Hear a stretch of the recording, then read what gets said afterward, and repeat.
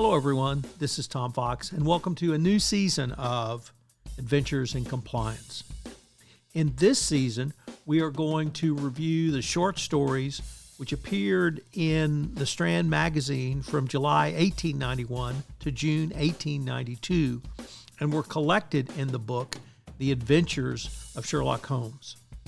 Over the next 12 episodes, I will be reviewing each story and mine them for leadership, compliance, and ethical lessons. Today, I take a look at The Adventures of the Noble Bachelor, which appeared in the Strand Magazine in 1892. That's April of 1892. It is a new addition to the collection, which became The Adventures of Sherlock Holmes. I know you'll enjoy this story of the Noble Bachelor. The story begins with Lord Robert St. Simon coming to see Sherlock Holmes, seeking aid in finding his new bride who disappeared on the day of their marriage. She attends and participates in the wedding, but disappears from the reception.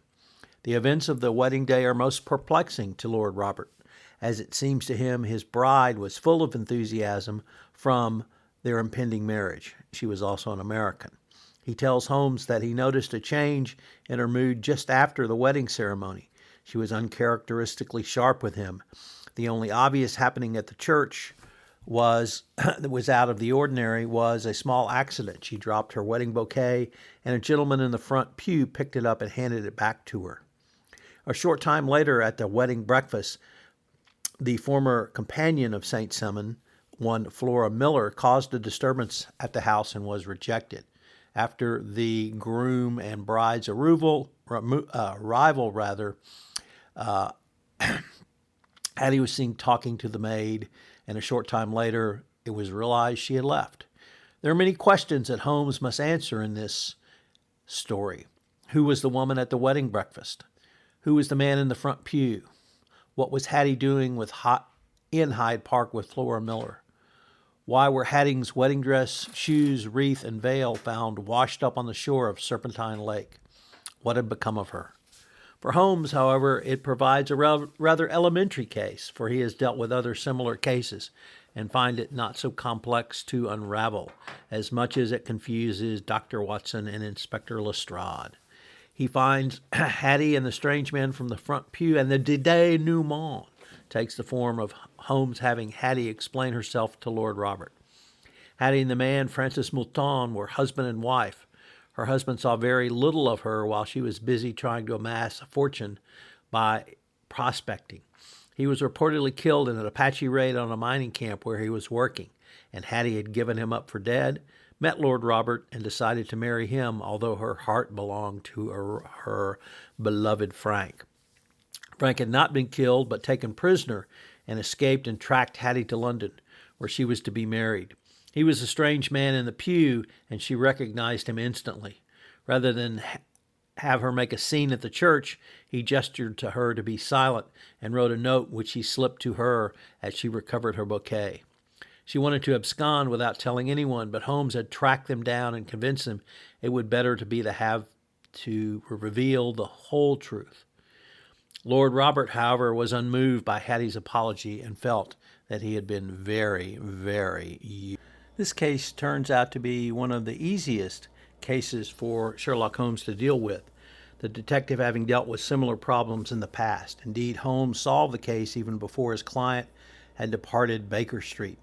The basic problem is that Hattie Durand, the new wife of Lord St. Simon, has disappeared, and foul play is suspected. But suspicion is placed on Lord St. Simon himself, as he had a financial motive.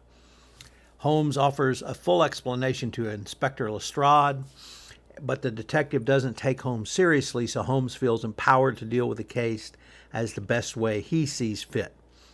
This story is an example where a case for Holmes doesn't necessarily mean a crime has been committed, and this is perhaps why the story is less memorable than some of the other stories within the Holmes Conan Doyle canon.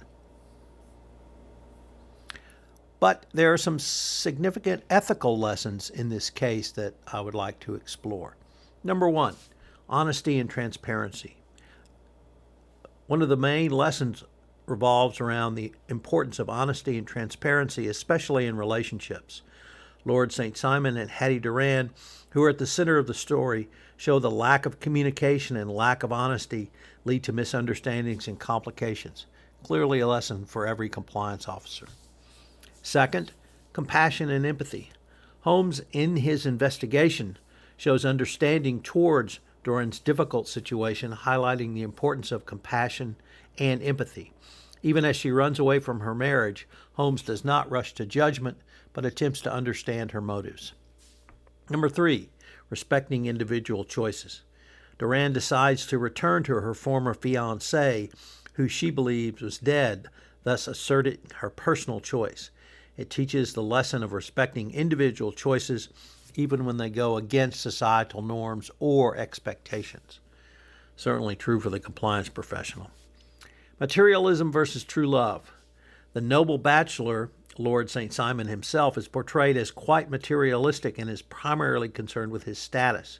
In contrast, Durand and her beloved Frances Moulton display a genuine and profound love for each other. This contrast raises ethical questions about the nature of love, happiness, and material wealth.